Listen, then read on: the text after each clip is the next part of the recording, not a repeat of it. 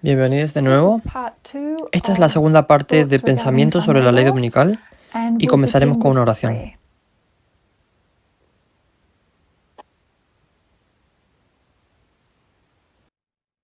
Nuestro amoroso Dios que estás en el cielo, te damos gracias por este tiempo que estamos viviendo, te damos gracias por el conocimiento que nos has dado hasta ahora y a medida que nos despertamos ante cosas importantes que suceden externamente y también internamente, oramos por sabiduría de lo alto para que podamos navegar estos tiempos correctamente. Pedimos tu presencia ahora para guiar nuestras mentes y corazones mientras discutimos estos temas. Te lo pedimos en nombre de Jesús. Amén.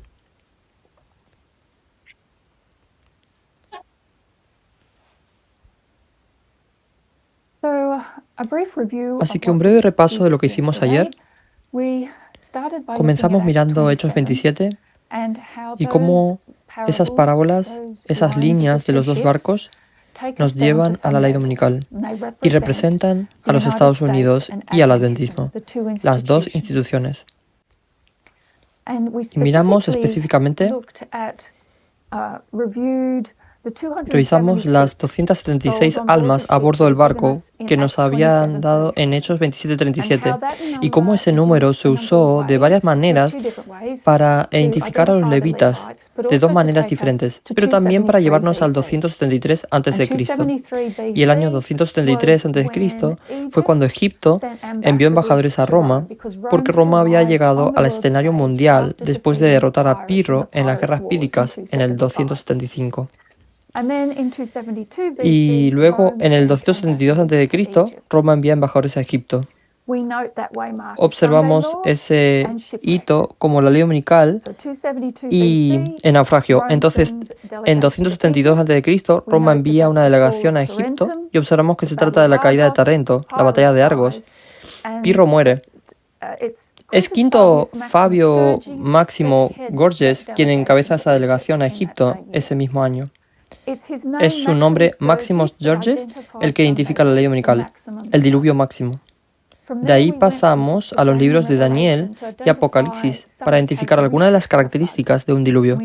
Y notamos que en el año 538, el diluvio de 538, fueron todas las leyes de Justiniano, en particular la ley dominical, el concilio de Orleans en el año 538. Y como el rey y el reino fueron cambiados en ese tiempo del Imperio Romano Pagano al Imperio Romano Pagano Sacro, de jefe de Estado a teólogo, o lo que algunos llaman césaropapismo. Luego fuimos al final del 1260 y notamos que la inundación al final del 1260, que fue la contrarrevolución. Y esa inundación de doctrinas, información y enseñanzas que amenazaban con barrer la Iglesia de Dios. La única solución que tenía la Iglesia para su seguridad era cambiar de continente. Y la Tierra ayudó a la mujer, los Estados Unidos. Observamos eso como su constitución y la libertad religiosa que podría obtener en el Nuevo Mundo. Entonces volvimos a Quinto Fabio Máximo Gorges y notamos el uso de la nomenclatura romana. Y como Fabio es una parte importante de su nombre, es su nomen, es su apellido, identifica de dónde viene y la autoridad que tiene perteneciente a ese clan. Él era de la gens Fabia, que era muy importante. Era una tribu muy importante que gobernó Roma durante bastante tiempo. El significado de Fabio es alubias o frijoles, que está relacionado con las votaciones y las elecciones. Entonces, debido a ese nombre, hemos ido a analizar los derechos de voto en los Estados Unidos, en la Tierra Gloriosa. Así que vamos a empezar donde lo dejamos ayer. Y simplemente voy a ir a nuestro PowerPoint.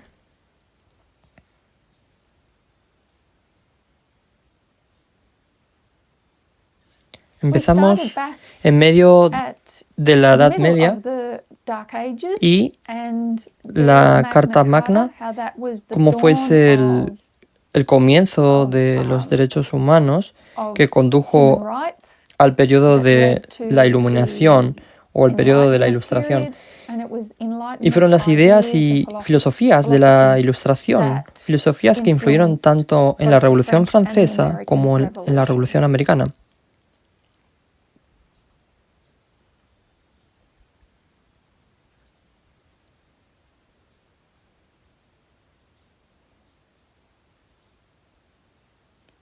Bien. Entonces bajamos a través del tiempo.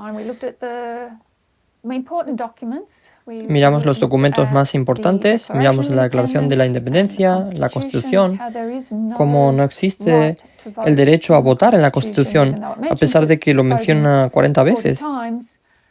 Y hemos sabido que los padres fundadores realmente lucharon por ese tema. Cómo establecer el país donde tendríamos un gobierno mayoritario que protegería los derechos de las minorías. Y así, debido a ciertas concesiones que tuvieron que hacer con los estados para poder ratificar la Constitución, las elecciones quedaron en manos de los estados. Y si lees a alguno de los padres fundadores, y eso es lo que se les conoce como sus pensamientos en ese momento, algunos de ellos estaban muy preocupados sobre dónde conduciría eso en el futuro. Por eso era necesario que se hicieran enmiendas a la Constitución. La Constitución tenía como objetivo, en gran medida, restringir la democracia, porque la democracia pura puede ser peligrosa. Conduce a un gobierno de masas, como lo fue en la antigua Grecia, por tanto tenían que haber restricciones a la democracia. Y están escritos en la Constitución. Por eso era necesario esas enmiendas. Bajamos y analizamos los derechos civiles. Lo siento, el periodo de la Guerra Civil en 1863. Y luego llegamos al final de eso, al final de la Guerra Civil, y las enmiendas que se hicieron después de la Guerra Civil. Esta es la 15ª enmienda. El derecho de los ciudadanos de los Estados Unidos a votar no será negado ni restringido por los Estados Unidos ni por ningún Estado por motivos de raza, color o condición previa de servidumbre. El Congreso tendrá poder para hacer cumplir este artículo por la legislación apropiada. Así que se trata pues de una enmienda muy importante. Da el derecho al voto a todas las personas, o bueno, no, afroamericanos, las mujeres y otras minorías, aquellas personas entre 18 y 21 años, todavía tendrían que luchar por su derecho al voto. Pero durante la reconstrucción iba a haber una verdadera democracia multirracial en el sur. Así que la reconstrucción comenzó después de que terminó la Guerra Civil, con la idea de devolver al sur a la Unión.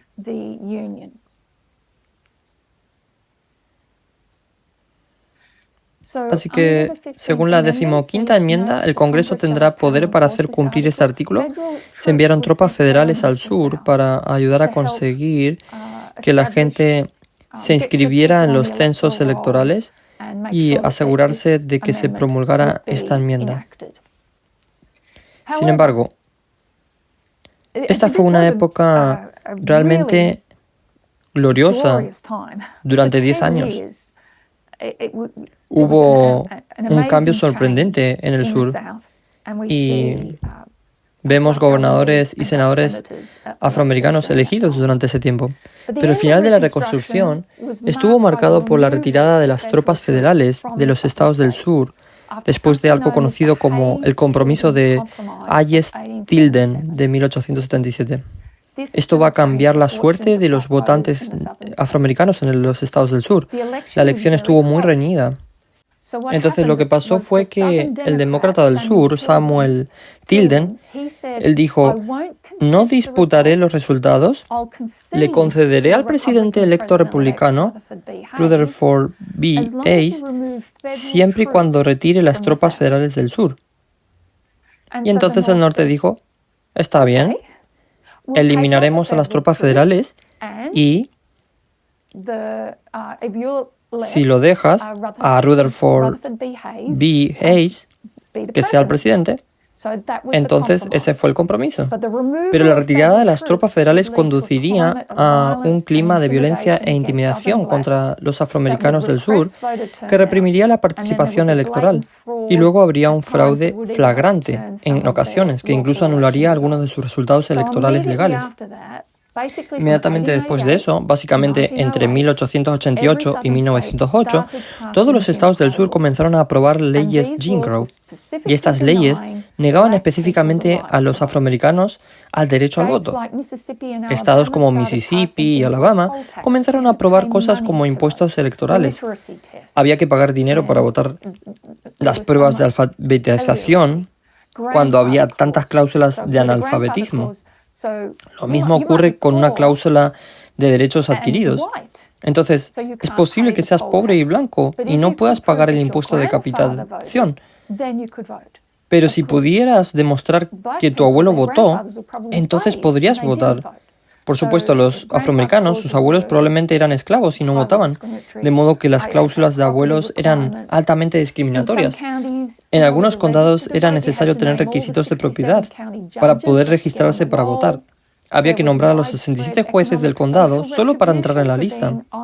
Así que hubo represalias económicas, sociales, generalizadas, por estar en el registro de votantes, y violencia y fraude, porque algunos estados se negaron a cumplir con la ley federal. El Congreso tuvo que hacer cumplir la ley de ejecución de 1870, por lo que presentaron una ley de ejecución con sanciones penales si el sur, los estados del sur, interferían con los derechos de voto. Sin embargo, en 1875, la Corte Suprema salió y dijo, no, en realidad no tienes derecho a hacer eso. Los actos de ejecución son inconstitucionales, y esto le quitó los dientes a la capacidad del Congreso para hacer cumplir esta 15ª enmienda. Así que el Congreso intervino para intentar aplicarlo.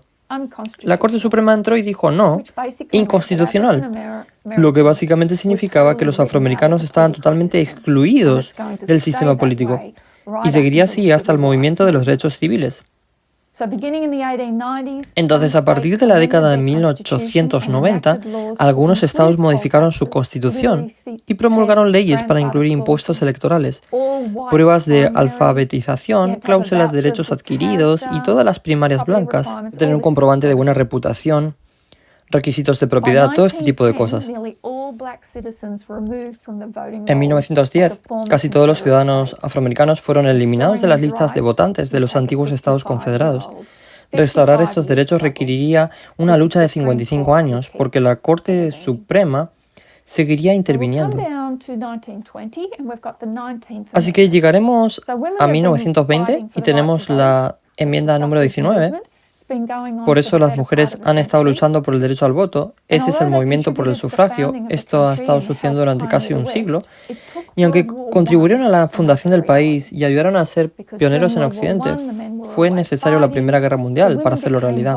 Porque durante la Primera Guerra Mundial, los hombres estaban luchando, las mujeres se volvieron vitales para apoyar el país. En casa, trabajaron en industrias tradicionalmente ocupadas por hombres y se negaron mucho respeto a los ojos del país. Entonces, después del final de la guerra, las mujeres finalmente obtuvieron el derecho al voto. Primero solo mujeres blancas y luego habría una extensión de la enmienda para todas las mujeres. Así que en 1920 se añadió la 19ª enmienda a la Constitución. Ahora, sufragista. Una sufragista o un sufragista podría ser un hombre o una mujer que creía en ampliar el derecho al voto, también conocido como sufragio. Entonces, un sufragista es alguien que quiere extender el derecho al voto. Entonces, ¿de dónde viene esta palabra sufragio? En realidad, proviene de una palabra latina que significa oraciones. Oraciones dichas después de un alma fallecida. Recuerden, también se pensaba que las alubias, los frijoles, representaban las almas de los muertos. Y de aquí proviene la palabra sufragio. Son las oraciones que se dicen después de que un alma parte. Y la palabra se amplió para referirse a votar un voto a favor de alguien. Un voto emitido a favor de alguien. Y eventualmente hoy entendemos que significa el privilegio o derecho de votar en general.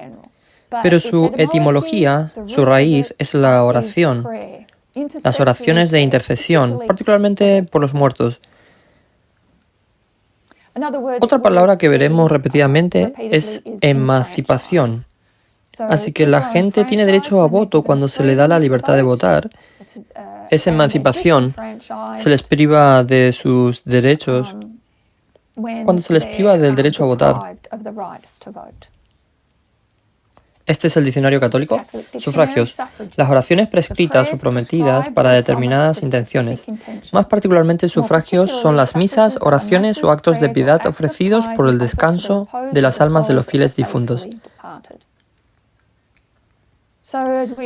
Entonces, como señalamos anteriormente, noviembre está dedicado a las santas ánimas del purgatorio. Es un mes de oración. 1 de noviembre, Día de Todos los Santos. Oren por la Iglesia triunfante, aquellos que están en el cielo. 2 de noviembre, Día de los Difuntos. Reza por los que están en el purgatorio, los que sufren en la Iglesia. Y el Día de Todos los Difuntos es cuando plantas tus habas. Ahora bien, no leeré esto por tiempo. Esto fue un folleto sobre sufragistas. Estas son 12 razones por las que las mujeres deberían votar. Entonces, si estás viendo una grabación, quizá valga la pena hacer una pausa y leer las razones por las que son muy buenas, aunque probablemente replantearíamos algunas de ellas hoy, ya que tienen un ligero tono patriarcal, algunas de ellas, pero por lo demás son buenas razones. También aprendimos en el pasado que la palabra sufragista era... La palabra sufragista era despectiva cuando la agregas al final de una palabra, la hace más pequeña de lo habitual. Entonces, pretendía llamar a las mujeres inferiores. Fue utilizado por quienes se oponían al movimiento sufragista. Vamos a bajar ahora hasta 1948. Entonces, después de la Segunda Guerra Mundial y la Declaración Universal de los Derechos Humanos, entonces, en 1948, tras los traumáticos acontecimientos de la Segunda Guerra Mundial, los representantes de los 50 Estados miembros de las Naciones Unidas se unieron para crear una lista de los derechos que todos, en todo el mundo, deberían disfrutar. Bajo la dirección de Eleanor Roosevelt, entonces primera dama de los Estados Unidos y política, diplomática y activista por derecho propio, nació la Declaración Universal de los Derechos Humanos. Es un documento histórico en la historia de los derechos humanos. Fue proclamado por la Asamblea General de las Naciones Unidas en París el 10 de diciembre de 1948 como norma común de logros para todos los pueblos y todas las naciones. Establece por primera vez que los derechos humanos fundamentales deben ser protegidos universalmente y ha sido traducido a más de 500 idiomas. Es ampliamente reconocido que inspiró y allanó el camino para la adopción de más de 70 tratados de derechos humanos que se aplican hoy de manera permanente a nivel global y regional. Esta declaración no es un tratado, por lo que no crea directamente obligaciones legales para los países. Sin embargo, es una expresión de los valores fundamentales que comparten todos los miembros de la comunidad internacional y ha tenido una profunda influencia en el desarrollo del derecho internacional de los derechos humanos. En 3 concisos párrafos, el artículo 21 esboza algunos de los principios fundamentales de la democracia. La voluntad. Toda persona tiene derecho a participar en el gobierno de su país, directamente o por medio de representantes libremente elegidos. Toda persona tiene derecho a igual acceso a los servicios públicos en su país. La voluntad del pueblo será la base de la autoridad del gobierno.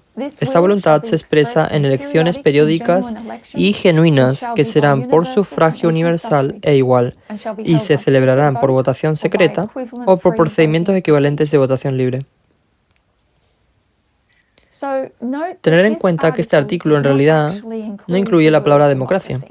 De hecho, la palabra democracia no aparece en ninguna parte de la Declaración de los Derechos Humanos, excepto en una referencia que trata sobre una sociedad democrática. Entonces, ¿por qué no escribieron democracia? Y eso se debe a que en la mente de estos otros redactores estaba fresca la elección de Adolf Hitler y fue elegido mediante procesos democráticos. Y luego rechazó los mismos procesos que son la base del Estado democrático. En cambio, impulsó el principio del Führer o principio del líder basado en la filosofía de que los mejores, los más fuertes y los más brillantes deberían gobernar a los más débiles y menos puros. Un líder así exigiría total obediencia a quienes estaban bajo él y él estaba por encima, por lo tanto podrían ignorar totalmente el Estado de Derecho. Eso nos retrotrae a lo que se intentaba lograr con la Carta Magna.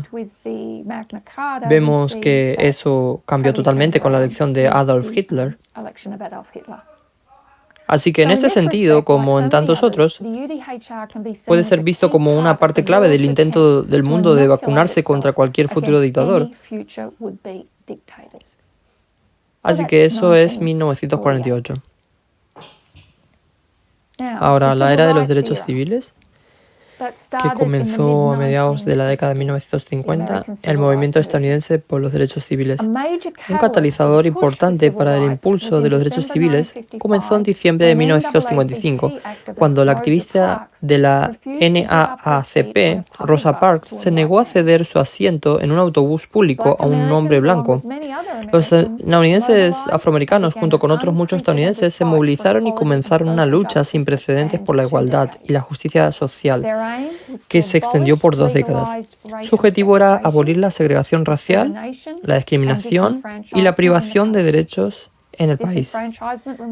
Y recuerden que la privación de derechos es privarse al derecho a votar. Así que en 1957, Martin Luther King Jr. pronuncia uno de sus principales discursos. No lo leeré por tiempo, por lo tanto es posible que desees volver a hacer una pausa y leerlo. Pero lo que Martin Luther King va a hacer es posicionar el derecho al voto como el centro de la lucha por los derechos civiles. Enfatiza la gravedad y el impacto de votar, diciendo que mientras no posea firme e irrevocablemente el derecho a votar, no me poseo a mí mismo.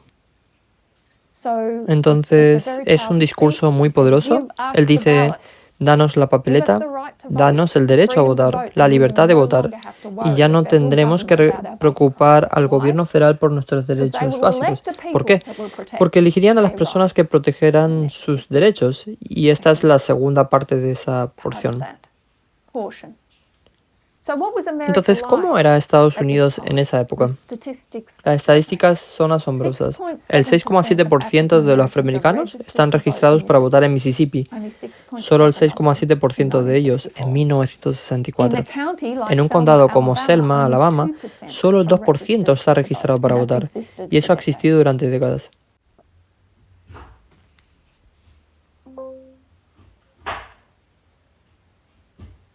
En 1964 veremos la Ley de Derechos Civiles de 1964. La Ley de Derechos Civiles es una ley laboral y de derechos civiles histórica en los Estados Unidos que prohíbe la discriminación por motivos de raza, color, religión, sexo, origen nacional y posteriormente orientación sexual e identidad de género. Prohíbe la aplicación desigual de los requisitos de registros de votantes, segregación racial en escuelas y alojamientos públicos, y discriminación laboral. La ley sigue siendo uno de los logros legislativos más importantes en la historia de los Estados Unidos. Entonces, en este momento, los impuestos electorales fueron abolidos y declarados inconstitucionales bajo la Ley de Derechos Civiles. Pero el derecho al voto seguirá estando en juego en los tribunales. Todavía hay una discriminación masiva.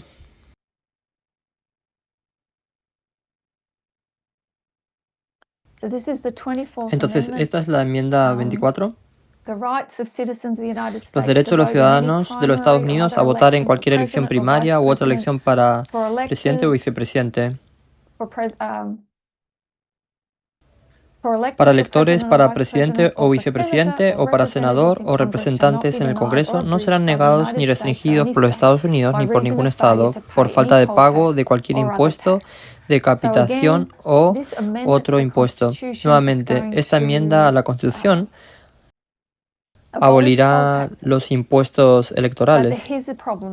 Pero aquí está el problema. El Congreso tendrá poder para hacer cumplir este artículo mediante una legislación adecuada. Así que recordemos que la Corte Suprema había decidido previamente que esto era inconstitucional. Entonces, nuevamente, después de la aprobación de la enmienda 24, esto se volverá a desarrollar en los tribunales. Por eso, muchos casos llegarán ante la Corte Suprema.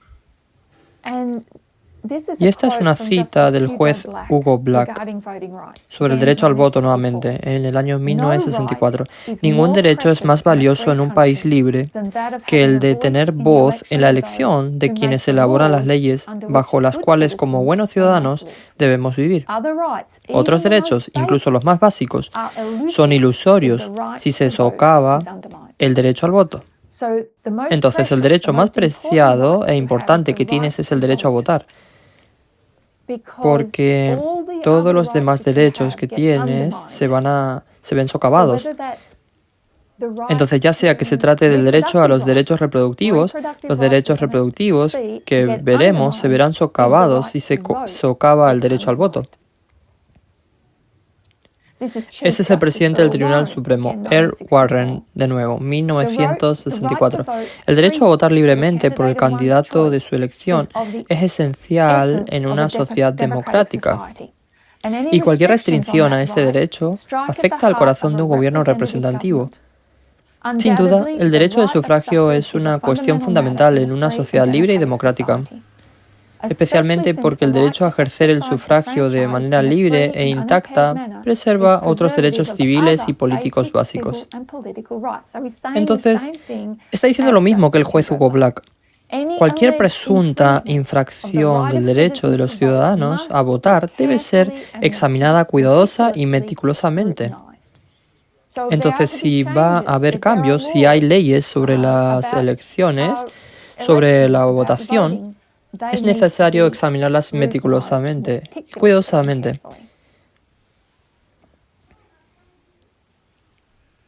Entonces ambos jueces señalaron que el derecho al voto es fundamental para preservar otros derechos civiles y políticos básicos. Entonces, 1965. Aquí hay una cita de Martin Luther King. Debe haber un cambio, habrá cambios, porque negarle a una persona el derecho a ejercer su libertad política en las urnas es un acto tan cobarde como negarle a un cristiano el derecho a pedirle a Dios en oración. Entonces, ¿qué está haciendo? Él está dando una parábola, una analogía. Negarle a una persona el derecho a votar en una elección política es lo mismo que negarle a un cristiano el derecho a pedirle a Dios en oración. Así que la Ley de Derechos Civiles se aprobó en 1964, pero el movimiento de derechos civiles todavía presiona por el derecho al voto.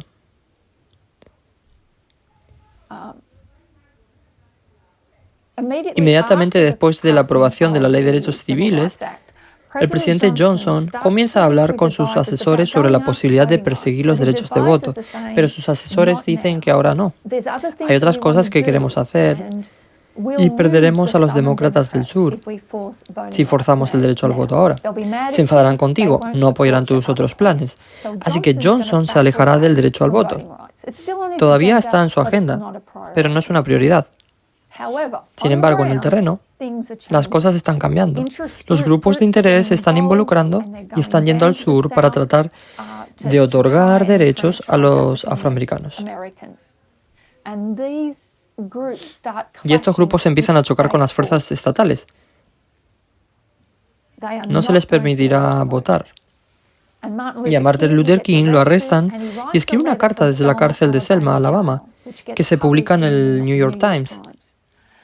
Y la gente empieza a gente escribir en todo el país. Empieza a ver gente arrestada, golpeada, y lee sobre el derecho al voto en el New York Times. Y luego hay más presión sobre la administración Johnson. Así que tienen que empezar a avanzar en ello. Y lo que pasa es un hombre llamado Jimmy Lee Jackson. Lo matan en Selma, Alabama. Hay una escaramuza y él está tratando de proteger a su madre y un policía le dispara. Y esto lleva a este movimiento y a estos grupos activistas al límite y comienzan a realizar estas marchas. Y una de las marchas desde Selma hasta Montgomery, una marcha de 87 kilómetros, y lo que quieren hacer es asegurarse de que la gente se registre para votar. Y está este famoso conflicto que ocurre justo cuando comienzan su marcha en Selma. Ahora están cruzando el puente Edmund Pettus. Edmund Pettus es un gran dragón del Ku Klux Klan. Entonces están cruzando este puente. Hay 600 manifestantes y están a punto de ser atacados con gases lacrimógenos y golpeados y pisoteados por caballos. Se le conoce como Domingo Sangriento. Y esto será todo para Johnson. Tendrá que aparecer en televisión y dirigirse a la nación. Aquí tenemos una foto del 7 de marzo de 1965. Y lo que estás viendo aquí es al John Lewis. John Lewis en primer plano. Está a punto de ser golpeado hasta dejarlo inconsciente. Marcamos a John Lewis como parte de la contrarrevelación. Murió el 17 de julio de 2020. Está a punto de ser escondido por un garrote. Es presidente del Comité de Coordinador Estudiantil No Violento, bastante irónico. Y estas fuerzas estatales quieren acabar con esto, con los derechos civiles, derecho al voto. Así que hay una marcha electoral en Selma, se fractura, aquí se fractura el cráneo, lleva esta lucha por el derecho al voto hasta su muerte. Ahora, este es realmente un momento asombroso en la historia de Estados Unidos, porque las fuerzas estatales aquí son muy audaces, están rodeados de cámaras de noticias, de televisión, que filman todo esto, y no les importa, porque se sienten muy envalentonados. Pero lo que sucede es que ABC News de Estados Unidos irrumpe en el estreno en horario de máxima audiencia del juicio de Nuremberg. Es una película sobre Alemania nazi que muestra imágenes de lo que está sucediendo aquí en Selma, Alabama, policías golpeando manifestantes de derechos civiles. Y muchos estadounidenses estaban tan confundidos que pensaron que las imágenes de Alabama eran en realidad de la Alemania nazi. Y así escalofriante fue. Esta marcha sacudió como ninguna otra la conciencia de la nación. Y 8 días después, Lyndon Johnson se ve obligado a presentar la ley de derecho al voto. Y luego pasa. 6 meses después, en agosto de 1965, se trataba realmente de una legislación revolucionaria. John Lewis era conocido como la conciencia del Congreso porque habló y defendió los derechos de todos, independientemente de su raza, género o filosofía. Creía en la acción directa no violenta como una forma de decirle la verdad al poder. Fue arrestado 40 veces y golpeado muchas veces, y luchó por el derecho al voto hasta el final.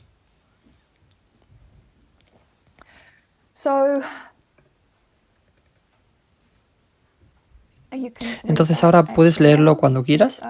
Es una de las leyes de derechos civiles de mayor alcance en la historia de los Estados Unidos. Cambia fundamentalmente la relación en el federalismo en términos de cómo el gobierno federal supervisará las elecciones para proteger las minorías. Fue una elección muy simple para hacer cumplir la promesa de la enmienda número 15, que ha sido ignorada durante casi 100 años. Este proyecto de ley tiene varias partes, pero tiene 3 grandes partes, grandes secciones. En primer lugar, derriba todos los dispositivos represores que habían impedido que los sureños afroamericanos se registraran. Así que literalmente de la noche a la mañana desaparecieron. Y luego envía funcionarios federales al sur para registrar a los votantes afroamericanos. En semanas se registraron cientos, miles.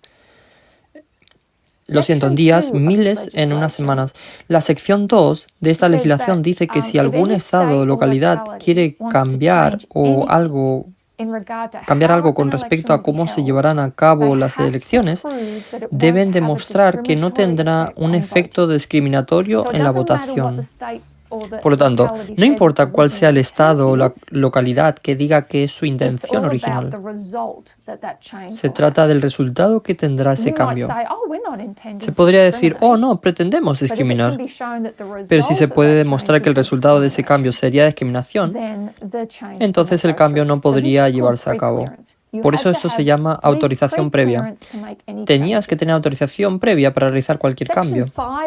La sección 5 de los derechos de voto dice que hay algunos estados que necesitan un poco de supervisión adicional debido a lo gravemente que han discriminado en el pasado. Entonces, si ya tienes leyes discriminatorias en los libros, entonces tienes que ir a la sección 5.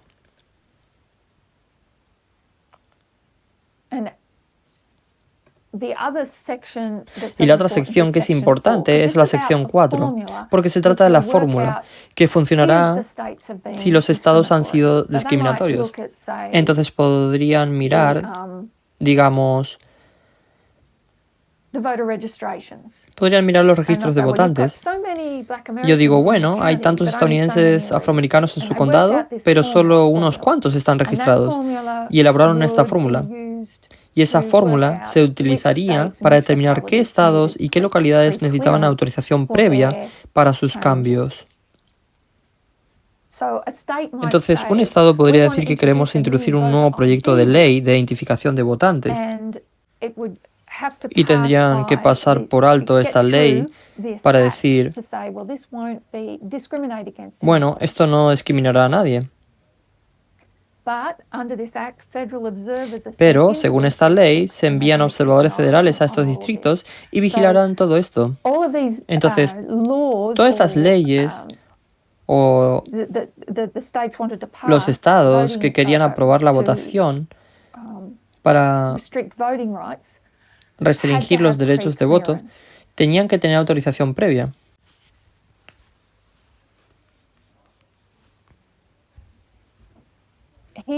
Aquí hay un mapa de las jurisdicciones cubiertas.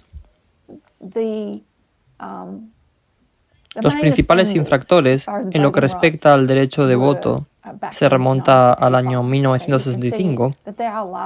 Como pueden ver, se trata de una gran parte de los estados del sur: Alabama, Georgia, Luisiana, Mississippi, Carolina del Sur y Virginia. Fueron conocidos por violar los derechos de los afroamericanos durante gran parte de su historia. Entonces lo que sucederá es que estos estados en particular, con el tiempo, intentarán salirse del mandato de la ley de esta VRA, que son la ley de derecho al voto. Aquí hay una diapositiva de algunos trabajos de la Junta que muestra el espectro político y cómo cambió con el tiempo. Entonces, si nos remontamos al periodo Millerita, observamos que en el norte estaban los republicanos y estaban en la izquierda del espectro político, y en la derecha estaban los demócratas del sur.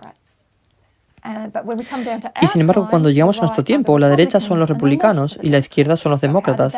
Entonces, ¿cómo se produjo este cambio? Dos cosas realmente. Dos cambios en las políticas implementadas por Franklin de Roosevelt debido a la Gran Depresión. El New Deal fueron políticas económicas que a cierta parte del país no les gustaron. Pero también las leyes de los derechos civiles que se introdujeron en la década de 1960, no solo la CRA, que es la ley de reinversión comunitaria, sino también la VRA, de modo que las leyes que afectaban a la eliminación de la segregación obligaban a la integración y al derecho al voto. Estos factores combinados ayudan a desplazar a los demócratas del sur hacia la izquierda y a los republicanos del norte hacia la derecha. Sin embargo, esto es una simplificación excesiva, porque lo que finalmente hizo la ley de derecho al voto fue permitir que también fueran elegidos demócratas moderados.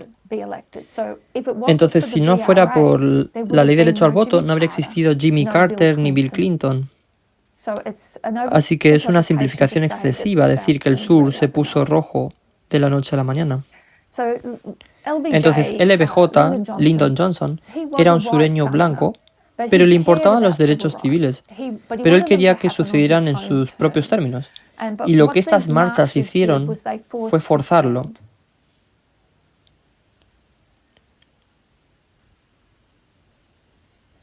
Entonces se introdujo la VRA y la reacción o contramovilización fue inmediata y cruel. Solo tomó una semana para que se presentara la primera demanda federal, la primera impugnación constitucional. Lo más importante fue que priva a los estados. Eso es lo que dicen los estados. Estos estados rojos que los privó de sus derechos a supervisar las votaciones y a establecer calificaciones, lo cual está claramente escrito en la Constitución. Y las demandas no cesan. Así que con la ley del derecho al voto, algunas de sus disposiciones tienen lo que se denominan cláusulas de extinción. Hay que revisarlos cada 5 años, porque la demografía de un estado va a cambiar. Entonces, en particular, la sección 4, la parte que establece la fórmula para determinar si un estado tiene leyes discriminatorias, debe ser revisada y reafirmada. Al principio era cada 5 años y luego cada 7 y luego no lo tocaron durante 25 años. Pero hay un fuerte apoyo bipartidista en el Congreso para renovarlo. Y se renueva. La VRA se renueva 4 veces. Todas ellas son por presidentes republicanos, debido a este fuerte apoyo bipartidista en el Congreso. Entonces tenemos a Nixon, Reagan, George Bush. No defienden el derecho al voto. Y eso no les impide debilitar las partes de la ley. Pero tienen que revisarla y se vota a pesar de estos líderes republicanos, nuevamente debido al fuerte apoyo bipartidista. Entonces, en 1970 es reautorizada, en 1975 se reautoriza, sin embargo, cada vez se diluye ligeramente. Las secciones 4 y 5 siguen siendo sólidas, pero la ley se está debilitando un poco. En 1982 se revisa y dicen que es seguro por otros 25 años. Así que el Congreso no volverá a renovar las disposiciones especiales de la VRA hasta el 2006.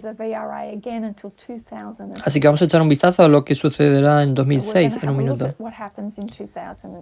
Así que cuando la ley del derecho al voto ha sido renovada y modernizada por 4ª vez, el presidente George Bush estaría firmando una versión del 2006. Pero retrocedamos y observemos que ha habido varios intentos de desmantelar la ley del derecho al voto desde 1965. Pero en 1971 vemos la enmienda 26, que otorgará derechos a los jóvenes de 18 a 21 años o a cualquier persona mayor de 18 años el derecho a votar. ¿Por qué? ¿Qué está pasando? Es la guerra de Vietnam y están enviando a jóvenes de 18 años a luchar en esta guerra y no tienen derecho a votar. Así que se reconoce que si vas a luchar por tu país, entonces deberías tener el derecho de elegir a las personas que te enviarán a luchar o que no te enviarán a luchar. Una conexión muy importante allí. Entonces, 1971. Queremos marcar 1979, porque en 1979 es donde proféticamente marcamos la mayoría moral. Proféticamente marcamos un cambio del racismo al género. Antes de finales de la década de 1970 y a principios de 1980, el énfasis estaba en las cuestiones sociales que se centraban en la desigualdad racial de los afroamericanos, los disturbios civiles, los derechos civiles, el transporte en autobús y la acción afirmativa. Pero eso va a cambiar. Y lo hemos discutido muchas veces en el movimiento. A finales de los años 70 y principios de los años 80, cuando las cuestiones de género, la familia, la educación y la relación entre la Iglesia y el Estado van a adquirir prominencia. Pero son particularmente los derechos de las mujeres, especialmente el aborto y la enmienda de igualdad de derechos, lo más importante. Entonces Paul Weyrich, él va a decir en agosto de 1980, no quiero que todos voten. Las elecciones no las gana la mayoría del pueblo. Nunca lo ha sido desde los inicios de nuestro país y ahora no lo son. De hecho, nuestra influencia en las elecciones aumenta claramente a medida que disminuye la población votante. Entonces, él tiene razón. Ya han vuelto al principio del país, era una minoría de personas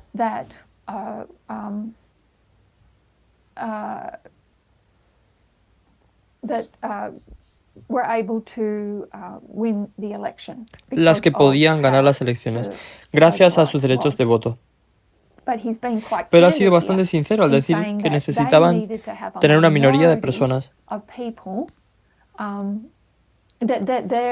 Su poder en el proceso electoral en realidad aumenta a medida que disminuye la población votante. Ahora notamos que la prueba alfa no es la prueba omega.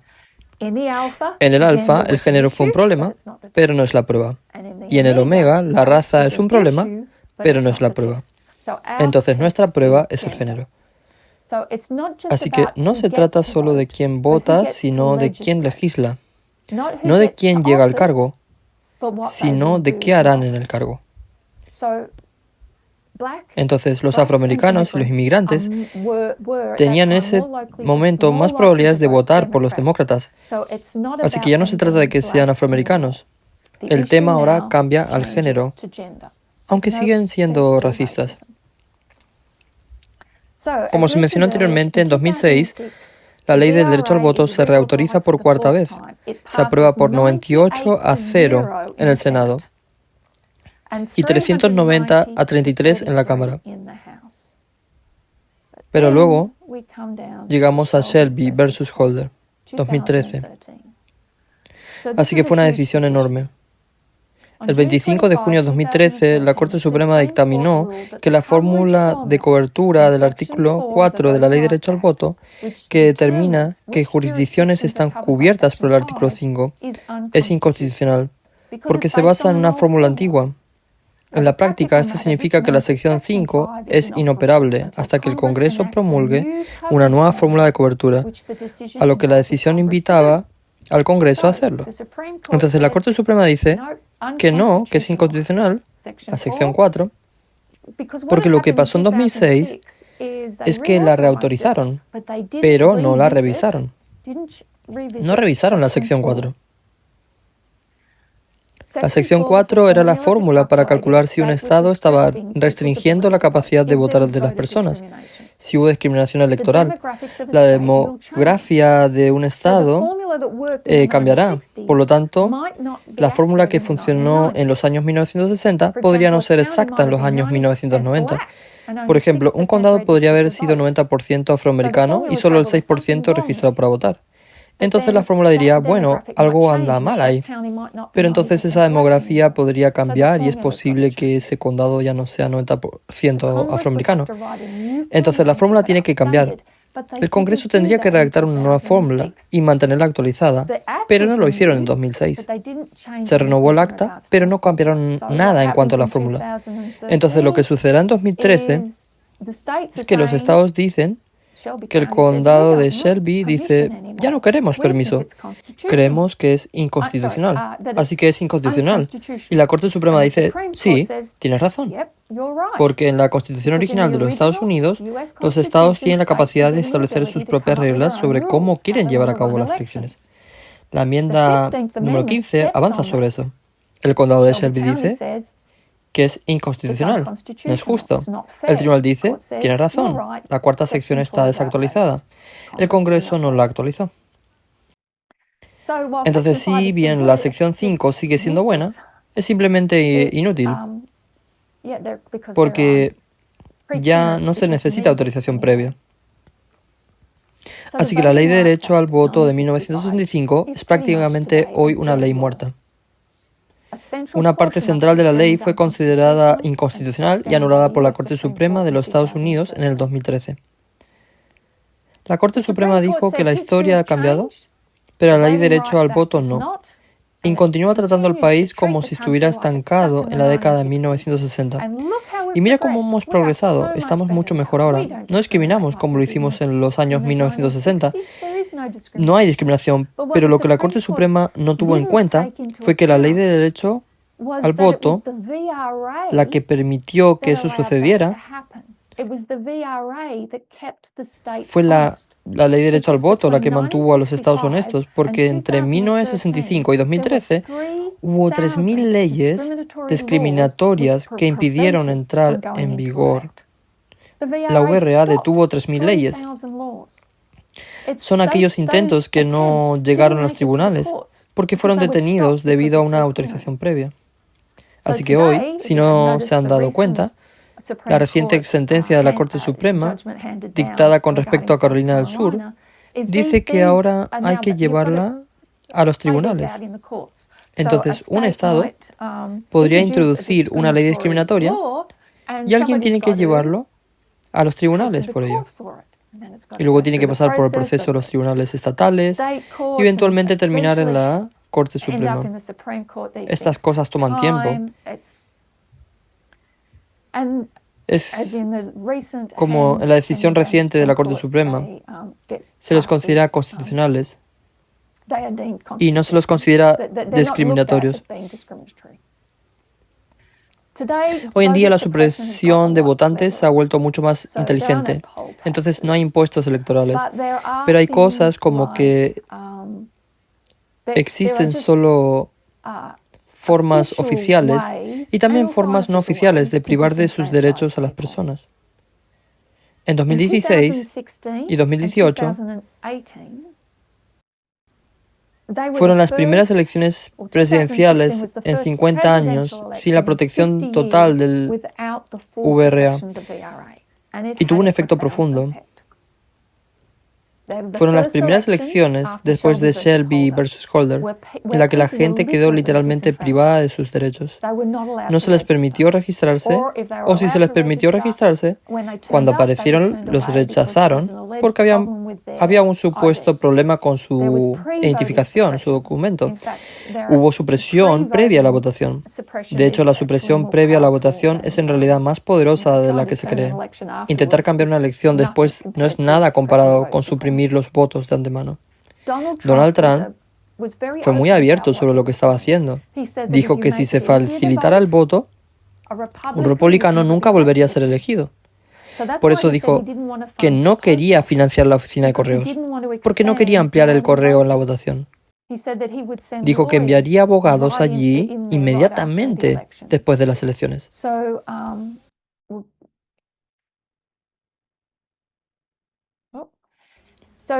Aquí tienes un ejemplo. 2021. La Ley de Integridad Electoral, irónicamente denominada HB 531 de Georgia.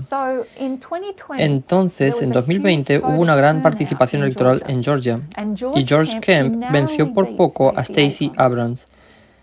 Así que la Cámara de Representantes, liderada por los republicanos, aprobó un proyecto de ley radical. Eso es todo, HB 531, la Ley de Integridad Electoral, para dificultar el voto en una medida destinada a evitar que los demócratas ganen elecciones futuras. Entonces, una vez que lleguen al poder, ¿qué van a hacer? Hacer que sea más difícil votar. Los legisladores republicanos presentaron la legislación después de una participación récord de votantes, porque el proyecto de ley limita el acceso a las papeletas de voto ausente, limita las horas de votación anticipada en los fines de semana y limita las urnas, entre otras cosas. Entonces puedes ver esta imagen aquí, es muy revelador. En realidad es el gobernador George Kemp con un grupo de hombres blancos a su alrededor, debajo de una pintura de una casa anterior a la guerra, una antigua de plantación de esclavos, Calloway House. Así se llama porque están aprobando la firma de esta ley de integridad electoral. Entonces, una de las razones por las que hubo una participación electoral tan alta en 2020 es porque había muchas más opciones para votar que nunca. La gente podría votar por correo, es más, en más estados que nunca, podrían votar anticipadamente en persona y también podrían registrarse el día de las elecciones. Y los republicanos están tratando de revertir estos métodos de votación para centrarse en el correo en la votación, restringir el correo, dejar buzones y todo ese tipo de cosas. impidieron que las iglesias afroamericanas tuvieran almas en el día de las urnas, donde los domingos ibas a la iglesia y luego te registrabas para votar. Todas estas campañas de movilización de votantes. Así que estos son ahora el objetivo y existen leyes contra ellos. En todo Estados Unidos, los legisladores republicanos han presentado más de 250 proyectos de ley, más que eso ahora, en 43 estados destinados a restringir el acceso de los votantes. El Partido Republicano no tiene ningún interés en atraer a la mayoría de los estadounidenses. En cambio, están redoblando sus tácticas antidemocráticas para poder obtener una mayoría de votos para ejercer una mayoría de poder, el mayor retroceso en materia de derechos de voto en décadas. Así que aquí tienes un ejemplo. Acortan el plazo para solicitar el voto por correo. Esto tiene que ver solo con la votación por correo. Acortar el plazo para entregar un boleto por correo, hacer que sea más difícil permanecer en la lista de votación por correo.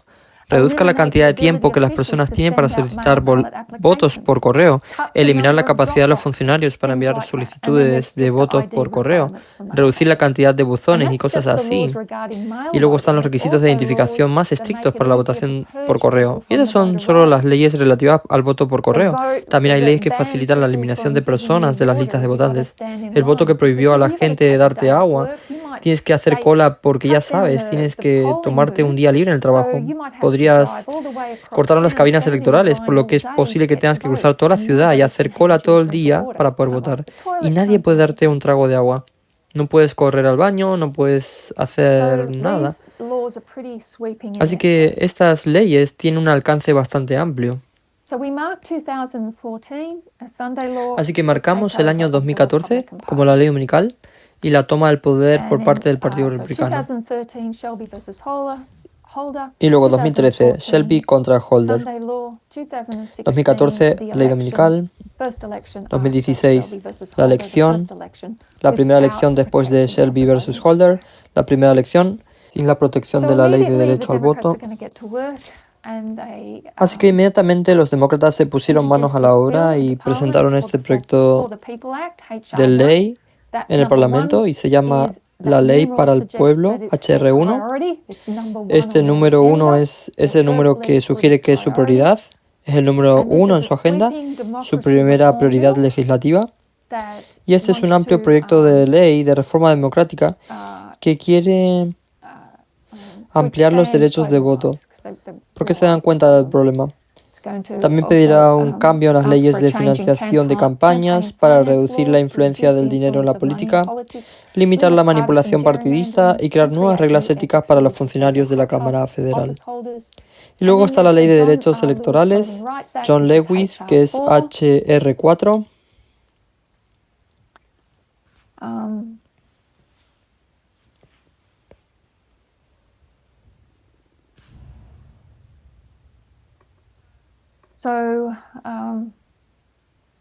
Entonces, esto fue diseñado para restaurar las protecciones de la ley de derecho al voto. Así que estas leyes han sido presentadas al Congreso varias veces y prácticamente están ahí, muertas. Realmente no se puede hacer nada. El apoyo bipartidista ya se ha perdido.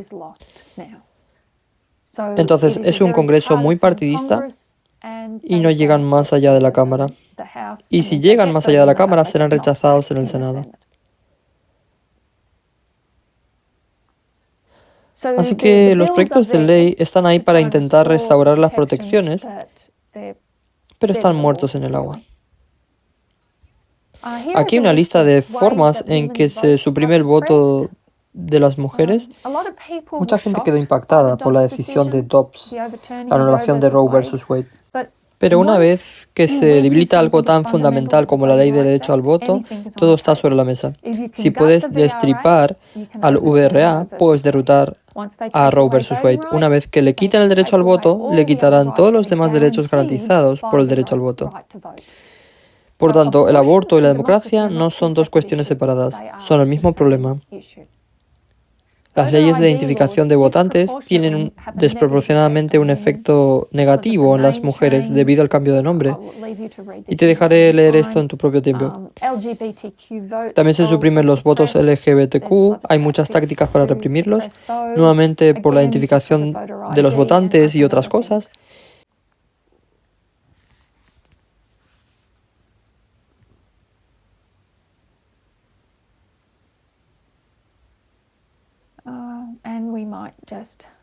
Y podríamos dejar eso ahí por tiempo. ¿Hay algunas razones o formas más en las que se suprimen los votos LGBTQ? Bueno, entonces voy a dejar de compartir. Entonces, lo que hemos hecho es recorrer la historia de los derechos de voto en los Estados Unidos, ya que creo que se puede ver una relación importante con el nombre de Fabio relacionado con la ley dominical. Así, pues las elecciones sobre el derecho al voto están relacionadas con la ley dominical, como lo demuestra el nombre de Quinto Fabio Máximo Gorges. Y podemos ver que han sido un problema para Estados Unidos desde sus inicios. Entonces, 2024 es un gran año. 2024 habrá más de 70 elecciones, votarán 4.200 millones de personas, más de la mitad de la población mundial. Pero ¿qué elección es la más importante que queremos considerar? Por supuesto, es la tira gloriosa. Por eso quiero considerar la tira gloriosa. Entonces, para hacer eso, volvamos al nombre. Quinto Fabius Maximus Gorges. Entonces tenemos prenomen, nomen, cognomen.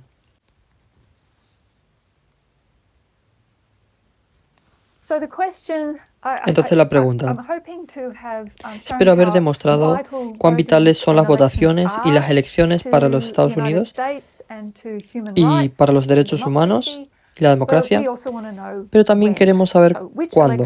Entonces, ¿qué elección? ¿Cuándo es esto tan importante? Entonces, prenomen,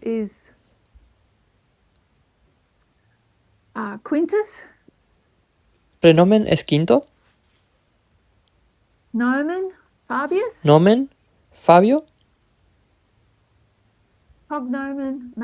cognomen, Máximo Gorges.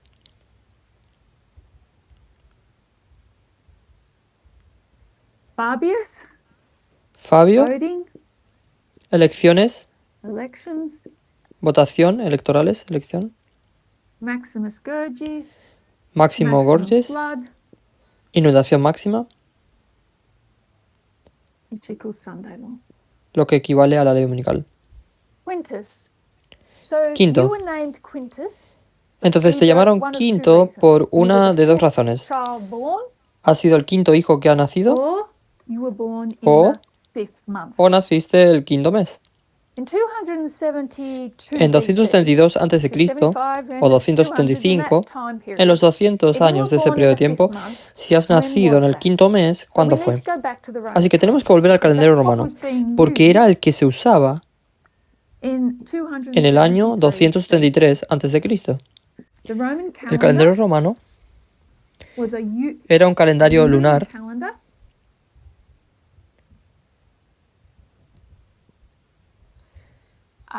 ideado, dicen, tradicionalmente por Rómulo, primer rey de Roma, y eso fue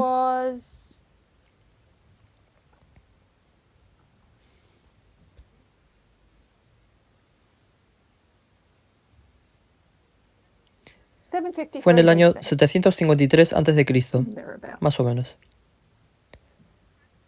El calendario romano solo tenía 10 meses, llamados así en honor a dioses romanos. Así comenzó en primavera y allí estaba Martius, Aprilis, en realidad combinación de dioses griegos y romanos. Martius, Aprilis, Maius, Junius, Quintilis.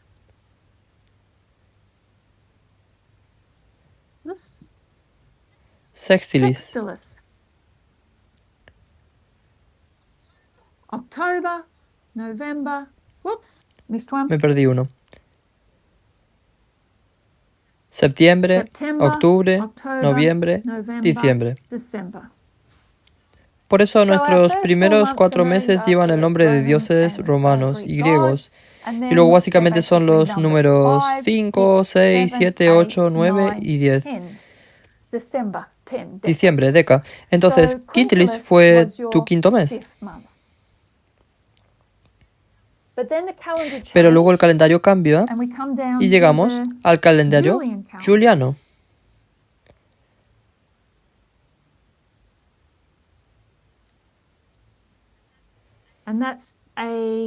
Y ese es un calendario solar. Y se introdujo alrededor del 45 a.C. Cambios realizados por Julio César.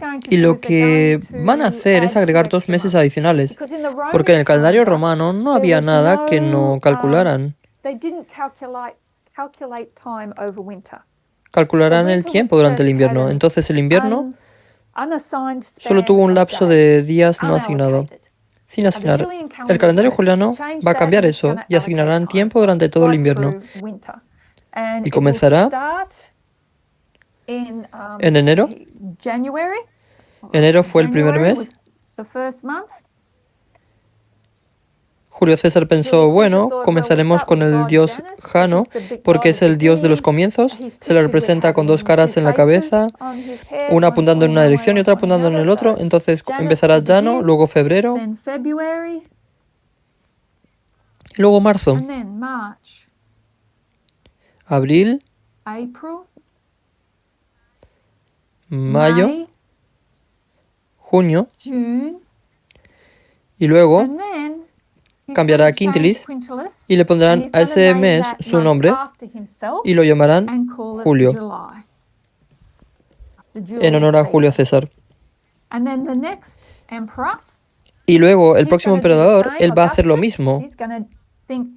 Augusto pensará que necesita un mes después de él y llegamos a agosto, para que en agosto no suceda en el 45, sucede un poco más tarde, y luego septiembre, octubre, noviembre, diciembre.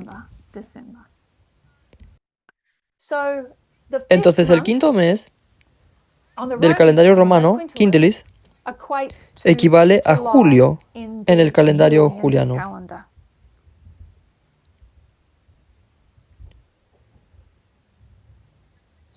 Por eso Quintilis lleva el nombre de Julio César, el primer dictador romano. Sextilis cambió a agosto.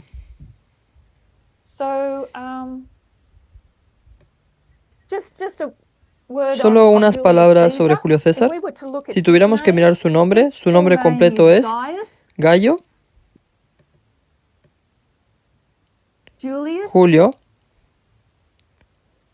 César.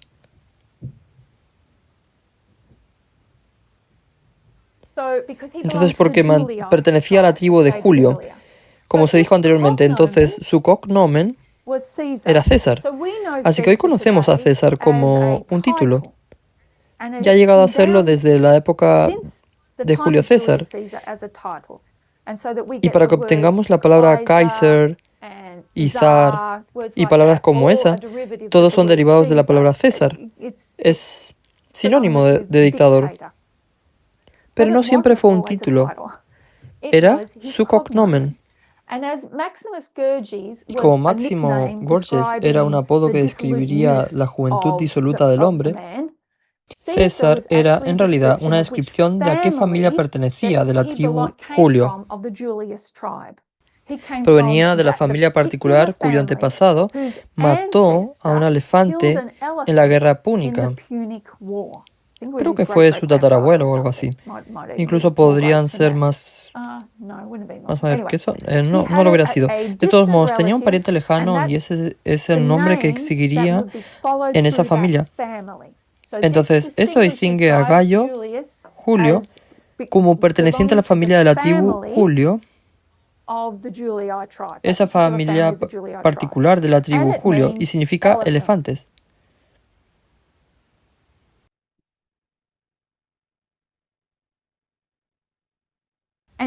Y en el primer denario que acuñó Julio César, como todos acuñaban monedas de ellos mismos, tenía el nombre de César con una imagen del elefante encima del nombre de César en su primer denario.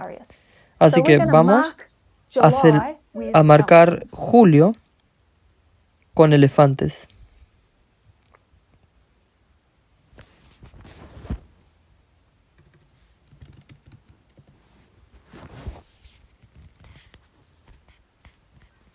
Bueno, entonces, 272 a.C., si naciste en el quinto mes, si naciste en Quintilis, eso equivaldría a nacer en julio. Entonces, ¿qué está pasando en julio de este año? El Partido Republicano celebrará su convención nacional del 15 al 18 de julio. Por eso marcamos julio de este año como la Convención Nacional Republicana. El RNC, el DNC, que es el Comité Nacional Demócrata, será en agosto. Y el RNC se realizará del 15 al 18 de julio. El RNC es un evento en el que los delegados del Partido Republicano seleccionan al candidato de su partido para presidente y vicepresidente en las elecciones presidenciales del 2024 en noviembre. Así, en un año electoral, las primarias presidenciales se celebran en cada estado de enero a junio. Se trata de mini elecciones para ayudar a seleccionar al candidato de un partido político que se presentará a las elecciones presidenciales. Y eso suena bastante simple, pero en realidad es muy complicado, porque cada estado tiene sus propias reglas y formas de hacer las cosas. Pero de enero a junio son todas elecciones. Por eso son las primarias. Echemos un vistazo a cómo funciona. Una versión muy simplificada. Entonces digamos que tienes un estado. Arkansas, por ejemplo. Ese estado va a celebrar una primaria. Entonces, si eres un votante republicano, irás a las primarias. Irás a las primarias republicanas para emitir un voto. Si eres demócrata, vas a ir a las primarias demócratas. Elecciones primarias. Y luego podrías ir a las primarias del Partido Republicano y podrías decir, si fuera 2016, podrías elegir entre Trump o Cruz o cualquier cantidad de personas que se postulen para esas elecciones en 2024. Y podrías haber votado por Trump. Y si fueras a las elecciones demócratas primarias, lo más probable es que hubieras votado por Biden. No necesariamente, pero la mayoría sí. Muy bien, entonces, ¿qué significa ese voto? Ese voto significa que ese estado ahora puede enviar un número determinado de delegados. Entonces, vas a enviar delegados del RNC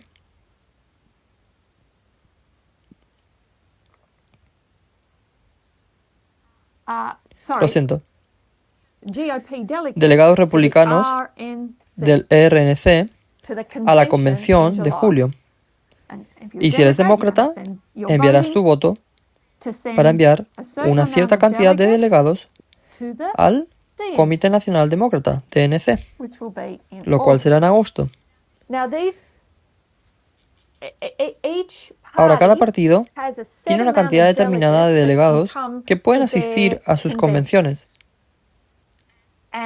Y estos delegados se dividen en dos grupos. O eres un delegado comprometido, dependiendo de las reglas de tu estado, o eres un delegado no comprometido. Entonces, con el Partido Republicano tiene 2.272 delegados que son comprometidos, que asistirán a la RNC. Entonces podemos notar un 272 allí. Lo que eso significa es que cuando van a la convención, tienen que votar de la forma en que votó ese estado. Tienen que votar por eso. Quien sea el líder, quien tuvo más votos en ese estado en particular. Y luego hay como, no sé, otros 500 o no sé cuántos. Hay alrededor de 2.500 delegados. Entonces déjame darte los números. Hay 157 delegados no comprometidos y hay 2.429 delegados que asistirán a esa convención. Y con el DNC tienen alrededor de 4.500 delegados que van con eso. Así que aquí solo estoy marcando 272. No es un clavo, voy a ponerme el sombrero, pero es un número interesante. Es como los elefantes, está allá, puedes hacer lo que quieras con él. Entonces, los demás, podrían asistir a la convención y escuchar todos los discursos y decir, bueno, Bruce en realidad está expresando un buen punto aquí, votaré por Cruz en lugar de Trump. Y sí pueden cambiar su voto una vez que lleguen a la convención. Los comprometidos no pueden hacer eso. Y luego, entonces todos estos van a las elecciones generales.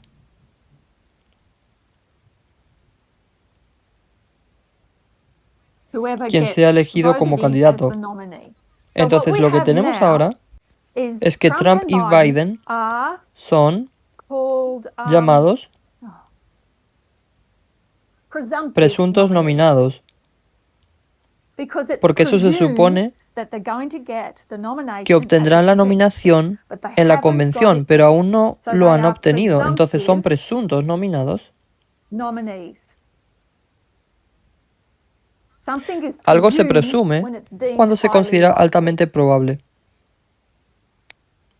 Entonces Biden y Trump no son oficialmente los nominados de su partido hasta que ganen el voto de los delegados en las convenciones de nominación frente al horario de máxima audiencia de la televisión.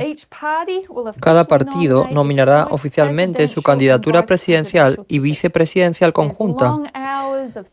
Hay largas horas de lista de delegados, estado por estado, con muchos discursos. Así es durante días. Es todo un evento. Entonces, ¿en qué momento nominan realmente a Trump como candidato?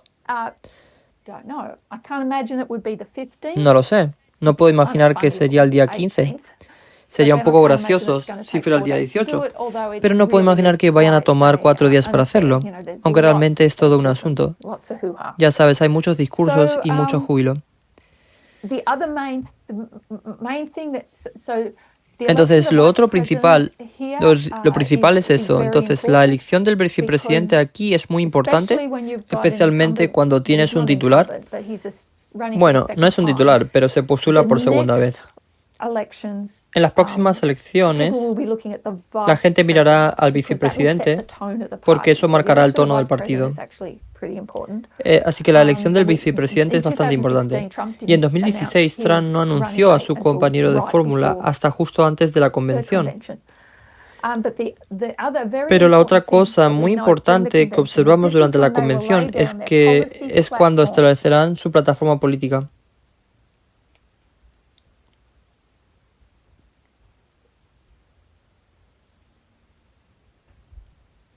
Oh, perdón, es plataforma del partido.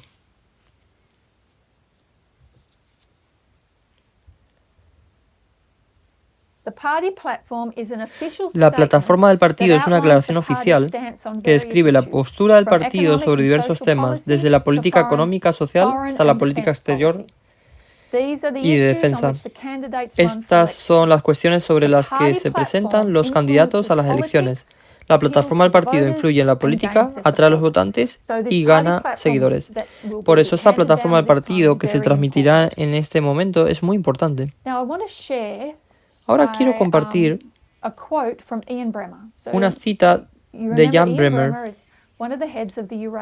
Como recordarán, Jan Bremer es uno de los jefes del grupo de Eurasia y a principios de año el grupo Eurasia enumera sus 10 principales riesgos globales para cada año. Y los pusimos en el grupo de Media Broadcast en enero, los 10 principales riesgos mundiales para 2024. Y el que ocupaba el primer lugar entre los 10 principales riesgos mundiales era Estados Unidos contra sí mismo. Entonces, durante una charla de TED en enero, en la que Jan Bremer analiza estos riesgos, dice lo siguiente: respecto al riesgo número 1, para 2024 no tendremos nuevo presidente. Y si hay un nuevo presidente, será el año que viene. Entonces, ¿por qué es tan arriesgado ahora? Es muy arriesgado ahora porque el país está muy dividido y porque es abrumadoramente probable que Trump obtenga la nominación. Pero todavía es abrumadoramente probable. Cuando lo consiga, sus pronunciamientos políticos impulsarán al Partido Republicano. Y no lo son ahora, a partir de hoy, a partir de enero de 2024 y a partir de mayo del 2024. En otras palabras, de la noche a la mañana, recuperará la lealtad de la abrumadora mayoría de los líderes republicanos en las legislaturas estatales, en la Cámara, en el Senado y de los medios de comunicación de tendencia republicana de derecha, y la capacidad de recaudar dinero y utilizarlo para las elecciones. Eso significa que sus orientaciones políticas, tal como él las expresa, ya sea aislar a Zelensky y a los ucranianos, o mostrarles a los iraquíes el para qué, y eso es porque no habríamos ido a la guerra contra Israel y Estados Unidos si él hubiera sido presidente, a diferencia de Biden. Entonces lo está citando allí. O en términos de la frontera a través de los mexicanos e incluso cualquier otro tema, esos de repente van a ser los impulsores de la mitad del sistema político estadounidense. Así que es un ambiente político profundamente preocupante. Y a eso Estados Unidos no está en condiciones de responder de manera efectiva.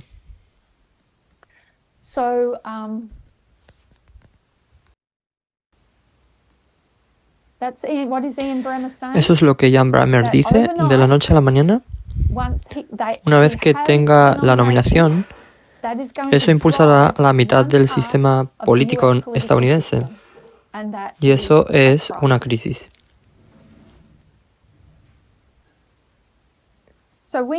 Así que marcamos 2014 como el derrocamiento o la purga de los moderados del Partido Republicano, el derrocamiento del Partido Republicano. Y yo sugeriría que en julio, en la RNC de este año, 2024, eso estaría completo. Porque, ¿qué van a hacer? Me desperté esta mañana y descubrí que el presidente Trump había sido declarado culpable de 34 delitos graves de falsificación de registros comerciales y ahora es un delincuente convicto.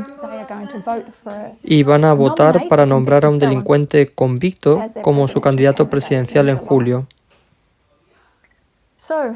Entonces, me gustaría que consideráramos algo sobre Daniel para terminar. Volveremos a Daniel y hablaremos del Evangelio eterno.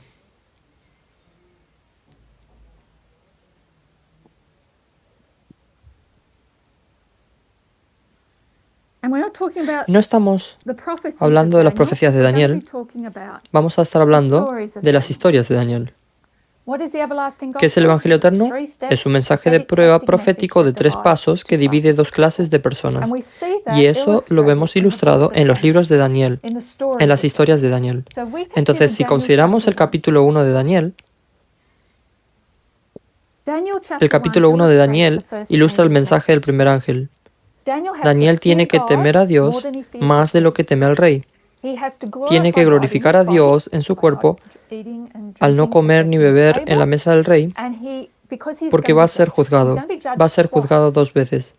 Será juzgado después de 10 días y será juzgado después de 3 años. Entonces podemos ver claramente Daniel capítulo 1, el mensaje del primer ángel. Daniel 2. Babilonia ha caído, ha caído. El mensaje del segundo ángel. Esa imagen desde la parte superior de la cabeza hasta la parte inferior del dedo del pie. Babilonia literal, la Babilonia espiritual. Representa a Babilonia en todas sus fases y cae como se ilustra en el capítulo 2 de Daniel. Daniel capítulo 3. El mensaje del tercer ángel. Decreto injusto, el horno de fuego. Siempre hemos asociado a Daniel 3 con la ley dominical. Entonces Daniel 1 es el mensaje del primer ángel, Daniel 2, mensaje del segundo ángel. Daniel 3, el mensaje del tercer ángel. No te doblegues ante la imagen en la crisis de la ley dominical.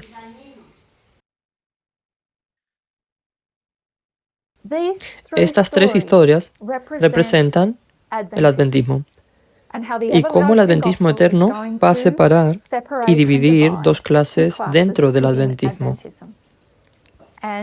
Y los tres dignos en el capítulo 3 de Daniel representan este movimiento.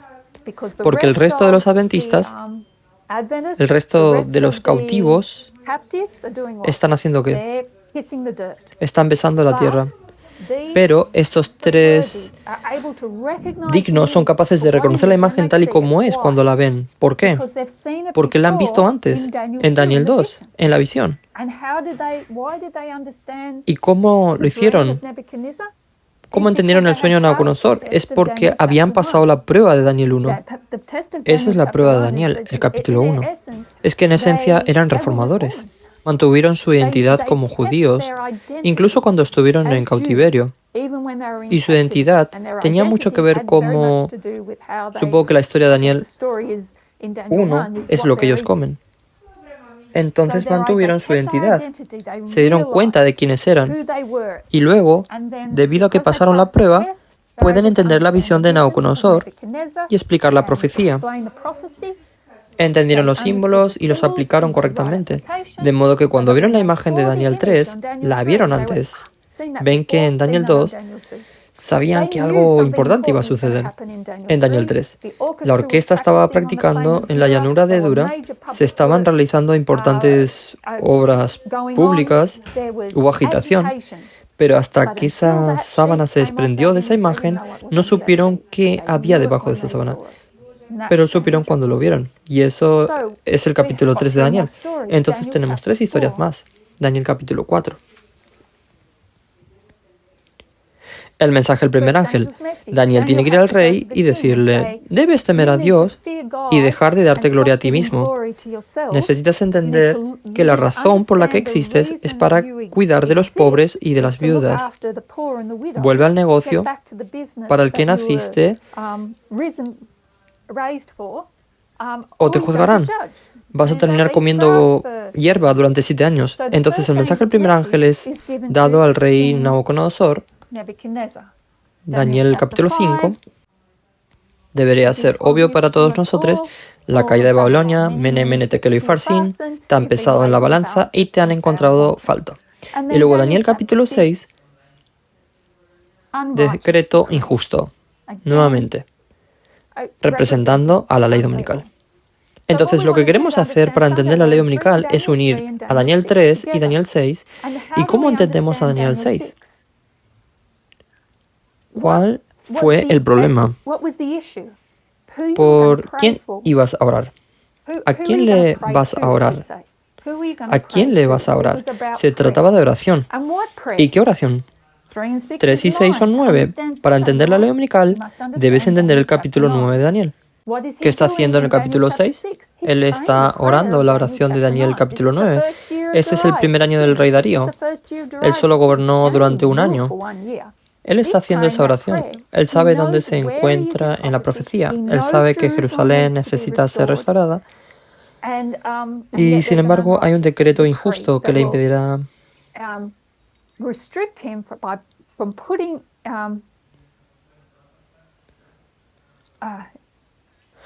Perdón. He perdido mi línea de pensamiento.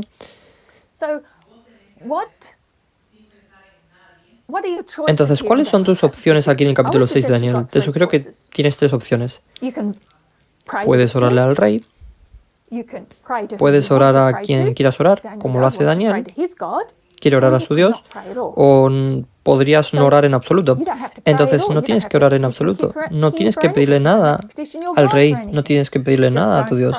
Simplemente no ores. Así que hay 3 opciones abiertas para ti en el capítulo 6 de Daniel. Así como las 3 primeras historias representan el adventismo, estas 3 últimas historias representan a los Estados Unidos, la institución de los Estados Unidos. Y como se señaló antes en la presentación del anciano Parminder, Daniel aquí representa las instituciones que mantienen al rey bajo control. Y el papel se le quita a Daniel en el capítulo 6. Entonces, ¿cómo veríamos que eso sucede en nuestro tiempo? Por eso quiero compartir. Esto será lo último que quiero compartir esta mañana.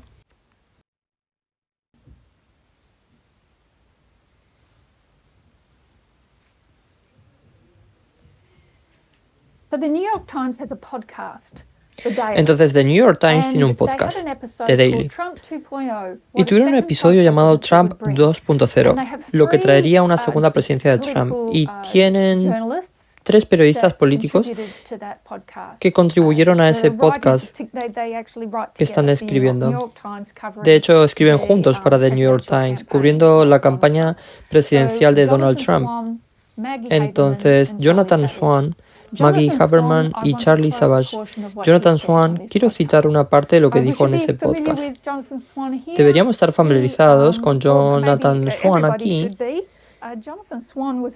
Tal vez todos deberían estarlo. Jonathan Swan fue un corresponsal político que ganó un premio Emmy por su entrevista del 2020 con el entonces presidente Donald Trump. Estaba trabajando para Axios. Si no lo has visto, vale la pena verlo. Ganó un Emmy por eso. En realidad es hijo del doctor Jonathan Swan. Sí, un australiano que ahora trabaja para The New York Times. Así que leamos aquí lo que dice. Trump quiere más poder por sí mismo y al mismo tiempo hay personas a su alrededor que esperan lograr ciertos objetivos políticos y han identificado que la mejor manera de hacerlo es que Trump acumule el poder que desea. Así que juntos han determinado colectivamente que la manera de lograr todo esto es eliminar las cargas y obstáculos que se interpusieron en el camino de Trump la primera vez y asegurarse de que no estén presentes en su segundo mandato. Mientras leemos esto, quiero que pienses en el capítulo 6 de Daniel y el papel que asume Darío y el papel que asumen los otros presidentes. Entonces, hemos visto 2 grupos aquí. Trump quiere poder, pero también hay gente que quiere poder por sus propios motivos. ¿Cómo podrían Trump y quienes lo rodean lograr esto desde el punto de vista logístico? Buscando personas que estén mucho más alineadas ideológicamente con él. Y él está concentrado en encontrar un gabinete lleno de personas que encontrarán formas de implementar las políticas que él quiere. Estas personas no se opondrán a él por ningún punto de vista o cualquiera que sea su agenda en ese momento, ya sea política exterior o lo que sea. Personas que le ayuden a llegar a un sí y no a un no. Lo que más lamenta Trump en su primer mandato es el personal, la gente que contrató, que incluye a todos los generales de toda la gente que ahora dice que no era apta para servir, la gente que le rodeó durante los 2 primeros o 3 años de la administración, aquellos que veían su trabajo como proteger al país y al mundo de Donald Trump. En su último año, eliminó a varias personas que consideraba desleales y las reemplazó con otras que él sabía que lo seguirían. Pero en su mente sabía que no había ido lo suficientemente lejos. Hay una capa de poder y de limitación potencial que existe a menos a la vista del público, un nivel por debajo del funcionario del gabinete, que son los principales abogados de varios departamentos y agencias. Los abogados ocupan un nicho único en el gobierno porque se ocupan de lo que está permitido. Y si dicen que no, es un verdadero problema. Estos abogados fueron designados políticamente por la sociedad federalista de tendencia republicana y conservadora, pero supusieron una limitación, y ahora hay una división entre el grupo MAGA y la sociedad federalista, donde el movimiento MAGA los ve demasiado dispuestos a decir no, demasiado dispuestos a plantear cuestiones sobre el Estado de Derecho, y quieren un tipo diferente de abogado. Trump quiere deshacerse de lo que él describe como las serpientes, los trabajadores gubernamentales de nivel inferior, que según él son el corazón del Estado profundo. que testificaron en su contra durante su primer juicio político. ¿Quiénes son estas serpientes y cuál es el plan para sacarlas del camino de Trump? Una forma de pensar en el gobierno federal es que existe una capa rotativa encima de unos 4.000 funcionarios políticos designados que son reemplazados cada vez que llega un nuevo presidente. Pero debajo de esta masa de más de 2 millones de funcionarios de carrera que tienen protecciones bastante buenas, existen todos estos procedimientos que debe seguir para despedir a alguien. Como empleados del gobierno federal, tienen muchos derechos para objetar o apelar. Y eso es por diseño. El diseño es una fuerza laboral profesionalizada y no partidista, que no cambia cada vez que hay un nuevo partido en el poder, sino que en realidad desarrolla una experiencia a lo largo de varios años. Y estas son las personas que idean las reglas que regulan cosas mundanas, como el agua potable, las regulaciones alimentarias. A James Shirk se le encomendó la tarea de responder la pregunta de ¿cómo despedimos a más personas? ¿Cómo podemos incorporar a más de nuestra gente? Acabo de insertar información sobre James Shirk. Anteriormente había sido reconocido a nivel nacional como un experto en función pública y política laboral. El resto lo puedes leer a tu ritmo. Entonces, a James Shirk se le ocurrió esta idea llamada Programa F, que es una orden ejecutiva que Trump emitió en octubre del 2020. En su primer mandato. No recibió mucha atención en ese momento debido al momento y no tuvo suficiente tiempo para implementarlo adecuadamente, pero les permitiría reasignarse. Calcularon que había 50.000 personas que, según habían determinado, estaban involucradas de alguna manera en afectar la política. Lo que efectivamente haría esta orden ejecutiva es convertir a estos funcionarios públicos en personas designadas políticamente. Ahora está en el programa F. Les permitiría despedir hasta 50.000 y reemplazarlos con su propia gente. Los asesores más cercanos de Trump no creen que necesariamente necesitarán despedir a tantas personas y reemplazarlas. Creen que la amenaza del orden tendrá un efecto paralizador, obligará a la gente a alinearse y hará que dejen de intentar frenar, caminar u obstruir. Si sabes que te van a cortar la cabeza, puedes saludar un poco más rápido. He insertado que no es necesario arrojar a todos a la guarida de los leones. Entonces, esa es la implicación que estoy haciendo allí. El anexo F no ha sido aprobado porque Biden lo rescindió inmediatamente tan pronto como asumió. Pero será la Corte Suprema, trampificada, la que en última instancia decidirá si un presidente puede hacer esto o no. Los ex conservadores de la Corte Suprema son parte de un movimiento legal conservador anterior a Trump, que ha estado interesado durante una generación o más en centralizar un mayor poder sobre el gobierno en la propia Casa Blanca. Y un componente enorme de eso es aumentar el poder del presidente para destituir a personas que no hacen exactamente lo que él quiere que hagan. Entonces, me gustaría sugerir que podamos ver cómo encajaría el programa F en la narrativa del capítulo 6 de Daniel. Así que se me acaba el tiempo. No creo que sea demasiado largo.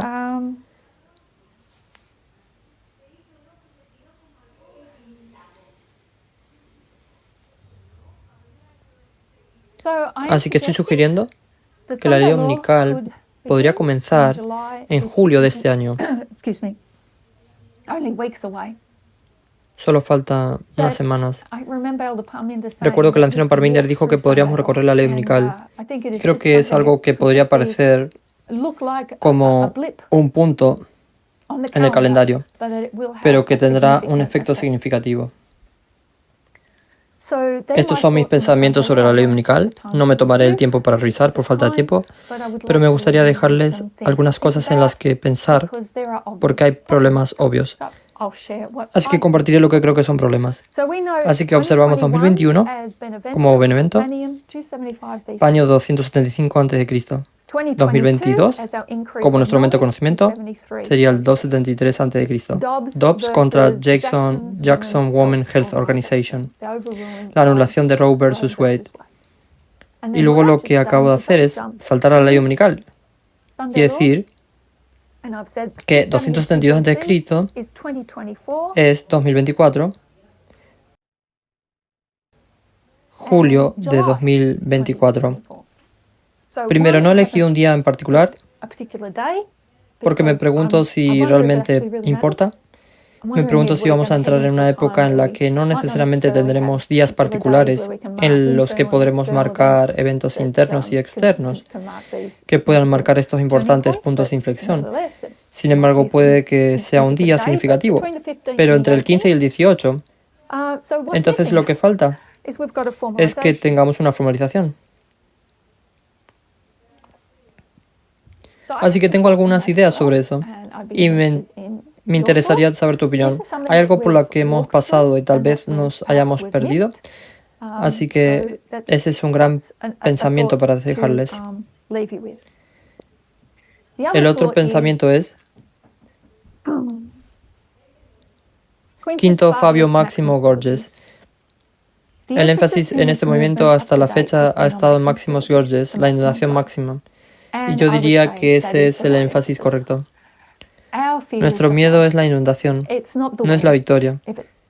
Si es julio, creo que es importante que lo sepamos, pero es la inundación, ya sea cuando miramos la historia del desierto, el comienzo del desierto, 538, y su fin, el 1798, vemos dos inundaciones representadas allí. Las reunimos para dar una comprensión del diluvio que experimentaremos. Es el diluvio el que derribará al pueblo de Dios. Así que el énfasis se ha puesto en la inundación y por una muy buena razón. Así que es hora de comprender y utilizar nuestra metodología para no dejarnos llevar por la abundancia de información y enseñanzas que podrían surgir en nuestro camino. Hay inundaciones externas y habrá inundaciones internas también. Así que los dejo con este pensamiento y con lo que parecen unas 3 horas para tamizar. Y les deseo a todos lo mejor y que Dios les bendiga. Estaremos en oración. Dios amoroso, que estás en el cielo, te damos gracias y te alabamos por Daniel, el profeta, y Juan el revelador, para todas las personas que nos han precedido en la historia pasada, en la historia reciente, y aquellos en nuestro movimiento que nos han dado verdades tan grandes que pueden guiarnos. Ayúdanos a comprender estas verdades y aplicarlas correctamente. Oro por este movimiento. Oro por los ministerios que representamos. Oramos por nuestras familias y nuestros seres queridos. Ponemos todo en tus manos y te lo pedimos. En nombre de Jesús. Amén.